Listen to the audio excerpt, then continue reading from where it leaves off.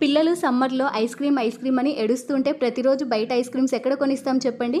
అవేమో అంత హెల్తీ కాదు, పిల్లలకు చెప్తే అస్సలు వినరు. సో అందుకనే సింపుల్గా ఇంట్లోనే వాటర్ మిలన్తో ఇలా ఐస్ క్రీమ్ చేసి పెట్టండి, చాలా బాగుంటుంది. ఫస్ట్ కట్ చేసుకున్న వాటర్ మిలన్ పీసెస్ని ఇలా జ్యూసర్ జార్లోకి వేసుకోవాలి.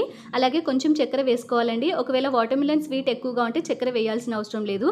ఇలా మెత్తగా గ్రైండ్ చేసుకున్న ఈ వాటర్ మిలన్ని ఇలా ఒక స్ట్రైనర్లోకి వేసి వడగట్టి తీసుకోవాలి. ఈ వాటర్ మిలన్ ఐస్ క్రీమ్ని సండే రోజు మా పిల్లలు, మా ఆయన ముగ్గురు కలిసి ప్రిపేర్ చేశారు. ఐస్ క్రీమ్ అయితే పర్ఫెక్ట్గా వచ్చింది అండ్ అలాగే కలర్ కూడా సూపర్గా ఉందండి. మనం బయట తినే ఐస్ క్రీమ్ కంటే కూడా ఇది చాలా బెటర్ అండి. ఇలా జ్యూస్ అంతా కూడా ఐస్ క్రీమ్ మౌల్డ్స్లోకి వేసిన తర్వాత ఇప్పుడు మనము ఈ ఐస్ క్రీమ్ మౌల్డ్స్ని డీప్ ఫ్రీజ్లో 8 to 10 hours పాటు లేదంటే ఓవర్ నైట్ పెట్టుకోవాలి.